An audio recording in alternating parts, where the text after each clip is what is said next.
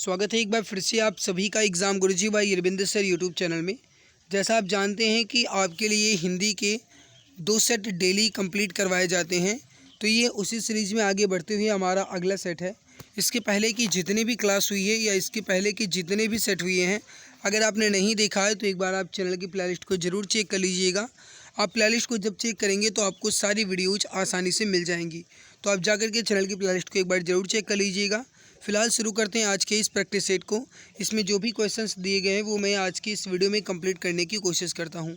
शुरुआत करते हैं सवाल नंबर 1 से। पहला सवाल, इसमें से समृद्ध स्वर कौन सा है? क्वेश्चन नंबर 1 है, इसमें से समृद्ध स्वर कौन सा है?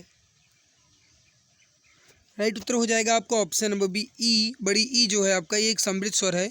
ऑप्शन बी राइट होगा। उसने मुझसे कहा, मैंने आज एक मशीन खरीदी है।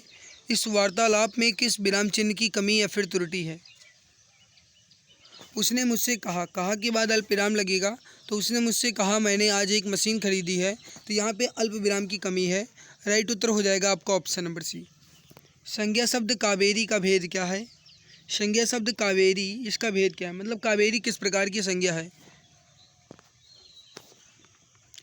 राइट उत्तर हो जाएगा ए आंसर आपका व्यक्तिवाचक। कावेरी जो है इसमें से वो है व्यक्तिवाचक, तो राइट उत्तर हो जाएगा आपका ऑप्शन नंबर ए। नेक्स्ट वाले, निम्नलिखित प्रश्न में 4 विकल्पों में से उस विकल्प का चयन करें जो उत्तम पुरुषवाचक सर्वनाम शब्द का सबसे अच्छा विकल्प है। राइट उत्तर हो जाएगा हम। ऑप्शन नंबर बी करेक्ट हो जाएगा हम। देखिए, हम, मैं, मुझको और मेरा, ये जो है आपका, ये क्या हो जाएगा? उत्तम पुरुषवाचक हो जाएगा, तो option number B right answer हो जाएगा। नेक्स्ट वाले आपके सामने, ऋषि शब्द जो है इसका विशेषण शब्द क्या बनेगा? ऋषि संज्ञा शब्द से विशेषण शब्द क्या बनेगा? कहने का मतलब है ऋषि का विशेषण क्या होगा? तो ऋषि का विशेषण जो हो जाएगा ये हो जाएगा आपका ऑप्शन नंबर ए आर्स। ऑप्शन ए राइट हो जाएगा। आर्स जो है ये ऋषि का विशेषण है, तो राइट उत्तर हो जाएगा आपका ऑप्शन नंबर ए। नेक्स्ट वाले आपके सामने क्वेश्चन नंबर 6, ये किस प्रकार की क्रिया के उदाहरण है? बताएंगे, आपको बताना है कि ये जो नीचे दिए गए हैं 2 वाक्य है, सुरेश ने फल खरीदे, राम ने रावण को मारा, ये किस क्रिया के उदाहरण हैं? ये दोनों के दोनों जो है सकर्मक क्रिया हैं, यानी डी आंसर राइट होगा, सकर्मक क्रिया। अगला देखिए, अभिभावकों ने बच्चों के प्रति पर्याप्त ध्यान दिया है, इस वाक्य में किस प्रकार के क्रिया विशेषण का प्रयोग किया गया है? अभिभावकों ने बच्चों के प्रति पर्याप्त ध्यान दिया है, इस वाक्य में किस प्रकार के क्रिया विशेषण का प्रयोग किया गया है? सही उत्तर हो जाएगा आपका यहाँ पे, ये हो जाएगा परिमाणवाचक। राइट उत्तर हो जाएगा डी आंसर परिमाणवाचक। किस पुल्लिंग शब्द का लिंग परिवर्तन सही नहीं है? आपको बताना है कि इसमें से किस पुल्लिंग शब्द का लिंग परिवर्तन सही नहीं है, मतलब गलत कौन सा दिया गया है। देखिए, नायक का नायिका, सेवक का सेविका और अनुज का अनुजा है। संचालक का जो है संचारिका नहीं होता मेरे प्यारे भाई, क्योंकि संचालक का जो है ये संचालिका होगा ना कि संचारिका, तो यहाँ पे ला होना चाहिए, रा नहीं, तो डी आंसर यहाँ पे गलत दिया गया था। नेक्स्ट है, प्रयुक्त शब्दों में से कौन सा शब्द एक वचन नहीं है? एक वचन नहीं है, मतलब बहुवचन है। देखो, आप जानते हैं कि दर्शन जो है हमेशा दिए जाते हैं, ना कि दर्शन दिया जाता है। कहते हैं ना, भगवान ने दर्शन दिए, ना कि भगवान ने दर्शन दिया। तो भगवान ने दर्शन दिए यानी कि दर्शन दिया जाता है, बी उत्तर राइट आंसर हो जाएगा। जबकि सत्य एक वचन है, व्यथा एक वचन है, वर्षा भी सदैव एक वचन में होता है, तो बी आंसर राइट आंसर यहाँ पे हो जाएगा। राम बाजार जा रहा है का संदिग्ध भूतकाल में रूपांतरण क्या होगा? बताइए राइट आंसर क्या होगा? फिर से समझिए, सवाल है कि राम बाजार जा रहा है का संदिग्ध भूतकाल में रूपांतरण क्या होगा? बताइए राइट आंसर यहाँ पे क्या हो जाएगा? राम बाजार जा रहा है का संदिग्ध भूतकाल में रूपांतरण क्या होगा? कलर थोड़ा सा अच्छा ले ले भाई, ये कलर जो है ना ये थोड़ा सा गाढ़ा ज़्यादा है, ये सही है। तो देखिए, राम बाजार जा रहा है का संदिग्ध भूतकाल का रूपांतरण क्या होगा? क्वेश्चन नंबर 10 राइट उत्तर हो जाएगा राम बाजार गया होगा, डी आंसर राइट होगा, राम बाजार गया होगा। देखिए, अगर मैं बात करूँ राम बाजार जाएगा, ये जो है आपका ये एक सामान्य भविष्यकाल हो जाएगा।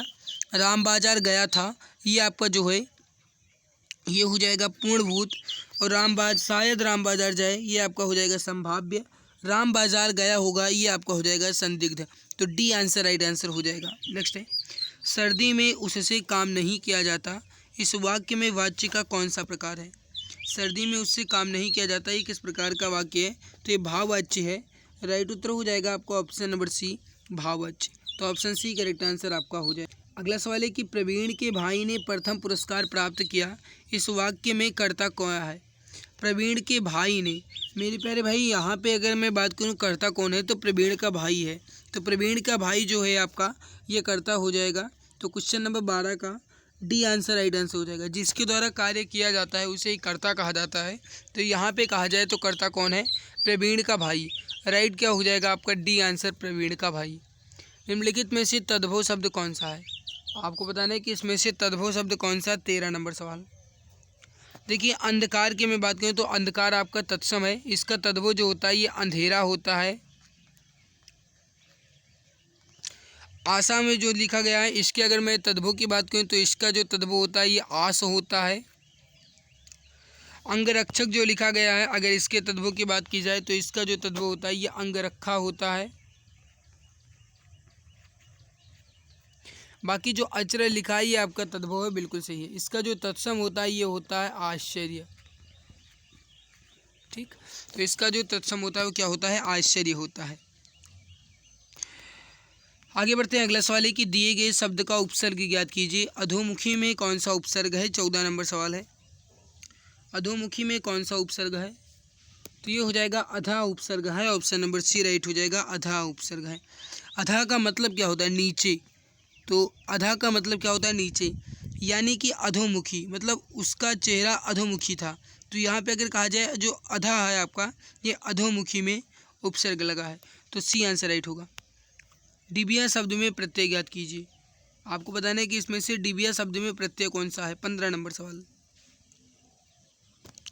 देखिए डिब्बा जो है आपका मूल शब्द हो जाएगा और इसमें इया प्रत्यय लगा हुआ है। तो डिब्बा में इया प्रत्यय है यानी कि डिबिया, इया प्रत्यय हो जाएगा। बी उत्तर राइट होगा।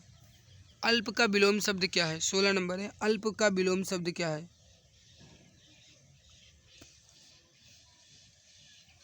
देखिए अल्प का जो विलोम होगा ये अति होगा।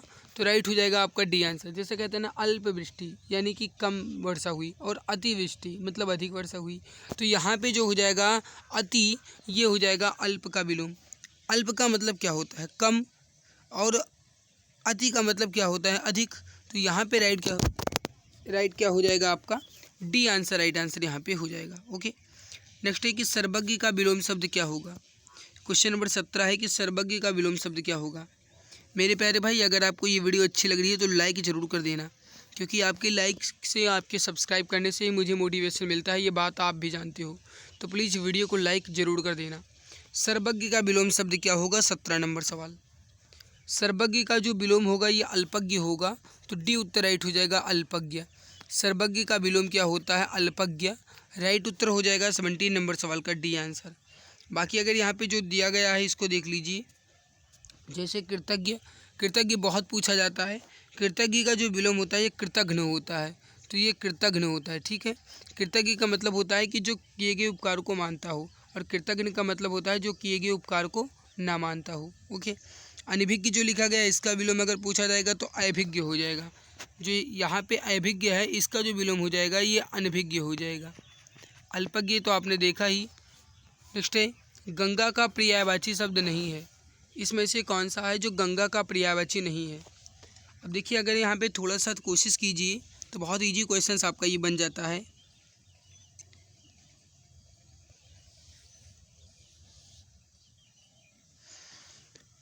अगर मैं बात करूँ तो जो भगीरथ है, त्रिपथगा है और जो देव नदी है ये गंगा का पर्यायवाची शब्द है। लेकिन जो रवि तनया है ये गंगा नहीं, ये यमुना का पर्यायवाची है। तो रवि तनया जो है गंगा नहीं यमुना का पर्यायवाची है। बाकी अगर कहा जाए गंगा के पर्यायवाची तो यहाँ पे आपका मंदाकिनी भी हो जाता है, ध्रुवनंदा भी हो जाता है, नदीश्वरी भी हो जाता है। ये सब जो है गंगा के ही पर्यायवाची हैं। यमुना की पर्यायवाची की बात की जाए तो कालगंगा, भानुजा, कालिंदी, रवि तनया, तरण तनुजा, कृष्ण और अर्कजा। कृष्ण नहीं कृष्णा और अर्कजा, ये जो है यमुना के पर्यायवाची हो जाएंगे। अगला है कि देह का पर्यायवाची इसमें नहीं है। देह का पर्यायवाची नहीं है। देखो देह का मतलब काया, देह का मतलब शरीर और देह का मतलब तन भी होता है। लता जो है ये देह का पर्यायवाची नहीं है। तो यहाँ पे क्वेश्चन नंबर 19 का राइट उत्तर जो हो जाएगा ये हो जाएगा डी आंसर। इसके अलावा गाइस कहा जाए तो बदन, बदन भी देह का ही होता है। गात्र ये भी देह का ही पर्यायवाची होता है। निम्नलिखित में से कौन सा शब्द हंस की जगह प्रयुक्त नहीं किया जा सकता? हंस की जगह प्रयुक्त नहीं किया जा सकता। Question number 20। देखो हंस का मतलब सूर्य और श्वेत और योगी, ये है। अमृत जो है ये हंस की जगह प्रयुक्त नहीं किया जा सकता। तो 20 का जो राइट उत्तर हो जाएगा आपका ये हो जाएगा डी आंसर। नेक्स्ट है कि श्रुतसम भिन्नार्थक शब्द युग्म आकार और आगार का उचित अर्थ क्या होगा? आकार और आगार का उचित अर्थ क्या होगा? 21 नंबर है। देखिए आकार का मतलब जो होता है ये होता है आकृति, तो आकार का मतलब आकृति हो जाएगा। और आगार का मतलब जो होता है ये धाम होता है। तो आकार का मतलब क्या है? आकृति। और आगार का मतलब क्या है? धाम। तो राइट उत्तर हो जाएगा आपका ऑप्शन नंबर ए, बिल्कुल परफेक्ट आंसर यहाँ पे हो जाएगा। अंडे से जन्म लेने वाला वाक्यांश के लिए शब्द क्या होगा? अंडे से जन्म लेने वाला इस वाक्यांश के लिए शब्द क्या होगा? 22 नंबर सवाल। तो जो अंडे से जन्म लेता है उसे अंडज कहेंगे। राइट उत्तर हो जाएगा आपका ऑप्शन नंबर सी, अंडज। निम्नलिखित प्रश्न में 4 विकल्पों में से उस सही विकल्प का चयन करें जो वाक्यांशों के लिए एक शब्द का विकल्प हो। आग से झुलसा हुआ, कहने का मतलब यह है कि जो आग से झुलसा हुआ है उसे हम एक शब्द में क्या कहेंगे? देखते हैं, समझिएगा। जो आग से झुलसा हो उसे एक शब्द में क्या कहा जाएगा? अनलदग्ध। तो क्या कहा जाएगा? अनलदग्ध, यानी बी उत्तर राइट आंसर हो जाएगा, अनलदग्ध। तो आग से झुलसा हुआ यानी अनलदग्ध, ऑप्शन बी करेक्ट होगा। आगे बढ़ते हैं अगला सवाल। चलिए आगे बढ़ते हैं। अगला सवाल है कि सत्यार्थी शब्द का सही संधि विच्छेद बताइए। आपको बताना है कि सत्यार्थी का सही संधि विच्छेद क्या होगा? सत्यार्थी, सत्यार्थी, इसका अगर आप विच्छेद करेंगे तो क्या आ जाएगा? सत्य धन अर्थी। राइट हो जाएगा सी आंसर, सत्य धन अर्थी। देखिए यहाँ पे दीर्घ स्वर संधि होगी, तो राइट उत्तर हो जाएगा आपका सत्यार्थी। जैसे विद्यार्थी होता है वैसे सत्यार्थी। नेक्स्ट सवाल है आपके सामने। सवाल कह रहा है कि प्रतिक्षण शब्द में कौन सा समास है? प्रतिक्षण शब्द में कौन सा समास है? प्रतिक्षण शब्द में अव्ययी भाव समास है। राइट उत्तर होगा आपका ऑप्शन नंबर बी, अव्ययी भाव समास। वह किला जिसे तुमने देखा था वह अब खंडहर हो गया, प्रस्तुत वाक्य में कौन सा भाग गलत है? सवाल फिर से समझिए। वह किला जिसे तुमने देखा था वह अब खंडहर हो गया, इस वाक्य में गलत क्या है? 26 नंबर सवाल।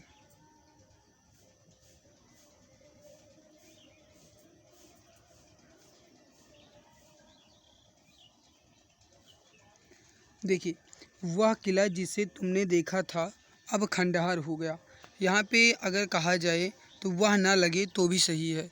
तो वह किला जिसे तुमने देखा था अब खंडहर हो गया, ये राइट होगा। तो वह और अब ये गलत दिया गया है, सी आंसर राइट होगा। किस भाव का परिपक्व अवस्था को रस कहा जाता है? किस भाव की परिपक्व अवस्था को रस कहा जाता है? बताएंगे। राइट उत्तर क्या होगा? किस भाव की परिपक्व अवस्था को रस कहा जाता है? तो ये हो जाएगा अस्थाई भाव। राइट उत्तर हो जाएगा डी आंसर। अस्थाई भाव की परिपक्व अवस्था को रस कहा जाता है, डी आंसर राइट होगा। मेरे प्यारे भाई, अस्थाई भाव को ही रस का आधार माना जाता है। अस्थाई भावों की संख्या जो है कुल मिलाकर के 9 मानी गई है। एक रस में मूलतः एक ही अस्थाई भाव होते हैं और जो काव्य के शुरू से आखिरी तक होते हैं, परंतु अगर भरत मुनि के अनुसार कहा जाए तो अस्थाई भावों की संख्या जो है ये 8 मानी गई है। अस्थाई भाव, विभाव, अनुभाव एवं संचारी भाव के संयोग से ही रस की उत्पत्ति होती है। अगला है कि चौपाई छंद का पूर्व रूप क्या है? मोस्ट इम्पॉर्टेंट सवाल है। चौपाई छंद का पूर्व रूप क्या है? बताएंगे। Question number 28। सही उत्तर जो हो जाएगा चौपाई छंद का पूर्व रूप ये हो जाएगा चौपई। राइट उत्तर होगा डी आंसर, चौपई। तो चौपाई का जो पूर्व रूप है क्या है? चौपई। अप्रभंश तथा औहट्य में चौपाई को चौपई कहा जाता है। और कभी कभी ये चौपई ऐसे ना होकर के कुछ इस तरीके से भी लिखा मिल सकता है आपको, तो इस बात को भी ध्यान रखिएगा। कुछ इस तरीके से भी आपको चौपई देखने को मिल सकता है। अप्रभंश तथा औहट्य में चौपई 15 मात्राओं का छंद होता था। मेरे प्यारे भाई, अब वर्तमान में जो चौपाई है ये 16 मात्राओं का होता है, लेकिन जब अप्रभंश और औहट्य था तब चौपाई जो है ये मात्र 15 मात्राओं का भाषा होता था, मतलब 15 मात्राओं का छंद होता था। आधुनिक में कहा जाए नहीं वर्तमान में कहा जाए तो ये 16 है। ठीक है। अगला अगला सवाल है आपके सामने कि जहाँ अनेक व्यंजनों की एक बार स्वरूपता व क्रमशः आवृत्ति हो वहाँ कौन सा अनुप्रास अलंकार प्रयुक्त होगा। जहाँ अनेक व्यंजनों की एक बार स्वरूपता व क्रमशः आवृत्ति हो, अनेक व्यंजन की क्रमशः और अनेक बार आवृत्ति हो, तो वहाँ पे जो हो जाएगा आपका ये हो जाएगा छेक का अनुप्रास। डी उत्तर राइट हो जाएगा, छेक का अनुप्रास। ठीक है, थोड़ा सा समझिएगा। जहाँ अनेक व्यंजन की एक बार स्वरूपता व क्रमशः आवृत्ति हो वहाँ पे छेक का अनुप्रास होता है। जैसे अगर मैं आपको कुछ इसके एग्जाम्पल के थ्रू बताऊँ तो एग्जाम्पल देखिए, रीझ रीझ रहाँ से हंसी हंसी उठाएं, सांसें भरी आंसू भरी कहत दई दई। अब यहाँ पे देखिए, रीझ रीझ रहस रहस यानी रे वर्ण की आवृत्ति, हंस हंस यानी है वर्ण की आवृत्ति, और इसके अलावा कहा जाए तो दई दई यानी दय वर्ण की आवृत्ति। तो यहाँ पे कहा जाए तो वर्ण की आवृत्ति जो हो रही है ये अनेक व्यंजन के थ्रू हो रही है, तो यहाँ पे आपका जो हो जाएगा छेक का अनुप्रास हो जाएगा। बाकी अगर मैं बात करूँ यहाँ पे जो दिया गया पहला वक्रोक्ति अलंकार, तो जहाँ पे वक्ता के कथन का श्रोता द्वारा वक्ता के अभिप्रेत आशय से श्लेष अथवा काकोक्ति से भिन्न अर्थ निकाला जाए। जैसे कहा जाए मेरे प्यारे भाई कि वक्रोक्ति यानी कि कथन दूसरा कहा जाए लेकिन उसकी उक्ति जो है वो अलग निकले। जैसे मैं एग्जाम्पल के थ्रू बताऊँ तो मैं सुकुमारी नाथ बन जोगू, तुम ही उचित तपमो कहाँ भोगू। ये जो है ये वक्रोक्ति अलंकार का उदाहरण हो जाएगा।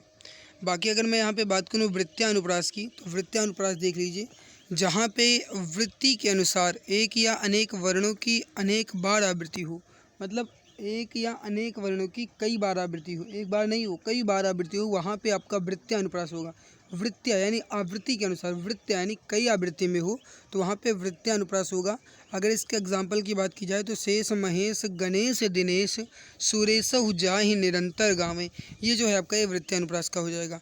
बाकी अगर यहाँ पे बात की जाए नेक्स्ट जो है लटानुप्रास, तो लटानुप्रास में देख लीजिए, जहाँ पर एक शब्द या एक वाक्य खंड की आवृत्ति उसी अर्थ में हो पर तात्पर्य में भेद हो, वहाँ पे लटानुप्रास होता है। जैसे मैं बात करूँ तो राम हृदय जाके नहीं विपत सुमंगलता ही, राम हृदय जाके नहीं विपत सुमंगलता ही। अब देखिए यहाँ पे मैं आपको बता दूँ तो लगभग अगर कहा जाए तो जो लटानुप्रास होता है इसमें जो भी उदाहरण होते हैं उसमें अगर कहा जाए लटानुप्रास में, तो इसमें जो पंक्ति है या जो चरण होता है वो दोहराया जाता है, तो यहाँ पे लटानुप्रास होगा। ठीक है, राइट उत्तर क्या हो जाएगा आपका यहाँ पे डी आंसर, छेक अनुप्रास। तो ये कुछ इंपॉर्टेंट सवाल थे जो मैंने आपको बता दिए। अगला देखिए, केंद्रीय हिंदी संस्थान का मुख्यालय कहाँ है। 30 नंबर सवाल, केंद्रीय हिंदी संस्थान यह भारत सरकार के मानव संसाधन विकास मंत्रालय के अधीन एक उच्चतर शैक्षणिक एवं शोध संस्थान होता है। मुख्यालय इसका जो है ये आगरा में है, तो राइट उत्तर हो जाएगा ए आंसर। केंद्रीय हिंदी संस्थान का मुख्यालय आगरा में है और इसकी स्थापना जो है ये 1960 में हुई थी, इसको ध्यान रखिएगा। तो केंद्रीय हिंदी जो संस्थान है इसका मुख्यालय कहाँ पे है, आगरा में है, और इसकी स्थापना जो है 1960 में हुई थी। अगला है कि नया मुल्ला प्याजा ज़्यादा खाता है, इसका मतलब क्या है। नया मुल्ला प्याज ज़्यादा खाता है, इसका मतलब क्या है। 31 नंबर सवाल, मतलब यह है कि प्रारंभ में अधिक का शौक होना, ये राइट होगा। प्रारंभ में अधिक शौक होना, ए आंसर राइट होगा। नेक्स्ट सवाल है, घाट घाट का पानी पीना, इस लोकोक्ति का मतलब क्या है। तो 32 नंबर सवाल का राइट उत्तर ए ही हो जाएगा, अनेक क्षेत्रों का अनुभव। घाट घाट का पानी पीना मतलब अनेक क्षेत्रों का अनुभव। जैसे अगर मैं बात करूं तो मुझे किसी मामले में कम मत आको, मैं घाट घाट का पानी पिया हूँ। कहते हैं ना कि मुझे किसी मामले में मत कम आको, क्योंकि मैं घाट घाट का पानी पी चुका हूँ, मतलब मुझे कई सारे क्षेत्रों का अनुभव हो चुका है। तो यहाँ पे जो घाट घाट का पानी पीना, इसका मतलब क्या है, अनेक क्षेत्रों का अनुभव होना। बढ़ते हैं अगले सवाल की तरफ। नेक्स्ट सवाल देखिए, नेक्स्ट है कि भक्ति आंदोलन को इनमें से किस विद्वान ने इस्लामी आक्रमण की प्रतिक्रिया कहा है। भक्ति आंदोलन को इसमें से किस विद्वान ने इस्लामी आक्रमण की प्रतिक्रिया कहा है। सवाल जो है आपका ये वाला, ये बहुत ज़्यादा इंपॉर्टेंट है, तो बताइए राइट उत्तर यहाँ पे क्या हो जाएगा, सही आंसर यहाँ पे क्या हो जाएगा। 33 नंबर सवाल, राइट उत्तर हो जाएगा रामचंद्र शुक्ल ने, सी आंसर राइट हो जाएगा रामचंद्र शुक्ल ने। तो रामचंद्र शुक्ल द्वारा भक्ति आंदोलन को इस्लामी आक्रमण की प्रतिक्रिया कहा गया है, राइट उत्तर हो जाएगा आचार्य रामचंद्र शुक्ल। इसके बाद देखिए गद्यांश दिया गया है, गद्यांश से रिलेटेड सवाल दिए गए हैं, तो मैं एक बार पहले गद्यांश पढ़ देता हूँ। केवल वही व्यक्ति सबकी अपेक्षा उत्तम रूप से करता है जो पूर्णतया निस्वार्थी है, जिसे न तो धन की लालसा है, न कीर्ति की, न किसी अन्य वस्तु की। और मनुष्य जब ऐसा करने में समर्थ हो जाएगा तो वह भी एक बुद्ध बन जाएगा। उसके भीतर से ऐसी शक्ति प्रकट होगी जो संसार की अवस्था को संपूर्ण रूप से परिवर्तित कर सकती है। ये छोटा सा गद्यांश दिया गया था।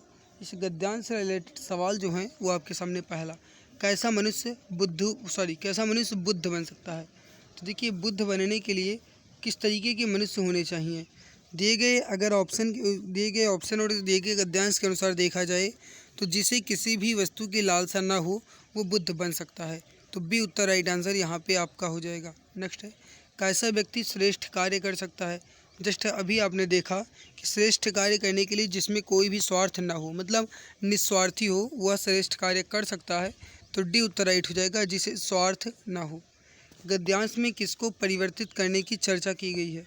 गद्यांश में किसको परिवर्तित करने की चर्चा की गई है। तो परिवर्तित करने की चर्चा जो है किसको की गई है, राइट हो जाएगा यहाँ पे आपका ऑप्शन नंबर ए, विश्व को। तो ए आंसर राइट हो जाएगा आपका, विश्व को। अगला है कि बुद्धत्व की प्राप्ति पर किसके प्रकटन की चर्चा की गई है। बुद्धत्व की प्राप्ति पर किसके प्रकटन की चर्चा की गई है, संसार को परिवर्तित करने की। तो राइट उत्तर हो जाएगा आपका ऑप्शन नंबर सी, संसार को परिवर्तित करने की। तो यहाँ पे आपके जो सेट थे ये कंप्लीट हुए, यानी 37 क्वेश्चंस आपके अच्छे से कंप्लीट हो चुके हैं। अब हम बढ़ते हैं अगले सेट की तरफ। अगला सेट देखते हैं, उसके सवालों को कंप्लीट करते हैं। लेकिन आगे बढ़ने से पहले आप सभी को बता दें, अगर आप यूपी पुलिस कांस्टेबलरी एग्ज़ाम की बेहतरीन तरीके से तैयारी कर रहे हैं और अगर आपका भी टारगेट है इस बार इस 48 लाख की भीड़ से निकल करके इस 60,244 की लिस्ट में आना, तो आपके लिए एक इम्पॉर्टेंट न्यूज़ है। यूपी पुलिस कांस्टेबलरी एग्ज़ाम को ध्यान में रखते हुए एक रामबाण ई बुक लाई गई है जो special UP police constabulary exam के लिए, जिसमें पूरा syllabus GK, UP GK, Hindi, math, reasoning, पूरा कंप्लीट सिलेबस आपको मिल रहा है 60% डिस्काउंट के साथ मात्र 39 रुपये में। आपको दाम इसका 99 रुपये है, लेकिन ये अभी के लिए आपको मात्र 39 की मिल रही है मेरे प्यारे भाई, क्योंकि इस पर अभी 60% का डिस्काउंट चल रहा है। अगर आपको लेना है तो आप इससे दिए गए व्हाट्सएप नंबर देख लीजिए 8948667652। इसी पर आपको व्हाट्सएप करना है। यहाँ से आपको ये बुक मिल जाएगी। अगर आपको इसका डेमो पेज देखना है तो मैं आपको इसका डेमो पेज दिखा देता हूँ, आपको बता देता हूँ। देखिए, तो यहाँ पर आप इस ई बुक का एक बार डेमो पेज देख लीजिए, कितने बेहतरीन तरीके से, कितने लाजवाब कंटेंट के साथ ये ई बुक तैयार की गई है जो स्पेशल आपके लिए है। देख लीजिए, पूरी 418 पेज की है। पूरी की पूरी ई बुक जो है इमेज और कलरफुल के साथ है। गारंटी के साथ कहा जा सकता है कि अगर आप इस ई बुक को एक बार अच्छे से दिल दिमाग के साथ पढ़ लेते हो तो फिर आपको किसी के भी कोई कोर्स की ज़रूरत नहीं है। अगर किसी की भी चीज़ की ज़रूरत तो वो केवल और केवल अच्छे से पढ़ने की। तो फिर देरी किस बात की, अभी 60% डिस्काउंट का फ़ायदा उठाइए और 8948667652 इस पर व्हाट्सएप कीजिए। यहाँ से आपको ये ई बुक मात्र 39 की मिल जाएगी। ओके, चलिए बढ़ते हैं अगले सवाल की तरफ। अगला सवाल देखते हैं, सवाल क्या कह रहा है। तो मेरे प्यारे भाई, ये आपका अगला सेट है, लेकिन ये मैं इस वीडियो में नहीं कंप्लीट करवा पाऊँगा क्योंकि जस्ट अभी मुझे ड्यूटीज़ आना है। तो ये क्लास अब थोड़ी सी यहीं पे स्किप करना होगा। हालांकि आप जानते हैं कि मैं डेली आपके 2 सेट कंप्लीट करवाता हूं, लेकिन ये आज केवल और केवल एक ही हो पाएगा। तो ये अगला सेट है 14 नंबर, ये मैं अगले वीडियो में करवा दूंगा। तो आज की हमारी मेहनत आप सभी को कैसी लगी ज़रूर बताना। अगर अच्छी लगी तो लाइक करके जाना, चैनल पर पहली बार आए हो तो सब्सक्राइब कर लेना, ठीक है। बाकी मेरे प्यारे भाई, ये जो सेट है ये मैं अगली वीडियो में करवा दूंगा। इसके पहले जो 13 सेट कंप्लीट हुए हैं इन सभी की PDF टेलीग्राम पे दे दूंगा, वहाँ से आप इसकी PDF को ले लीजिएगा, ठीक है। बाकी मेरे प्यारे भाई, अगली वीडियो के लिए आप तैयार रहिए, वो आपको मिल जाएगी। चैनल पे पहली बार आए हो तो सब्सक्राइब कर लेना, ठीक है। मिलते हैं इसके बाद एक और नई खास वीडियो में। तब तक के लिए खुश रहिए, मुस्कुराते रहिए, जी जान शिद्दत के साथ पढ़ाई करते रहिए। जय हिंद, जय भारत।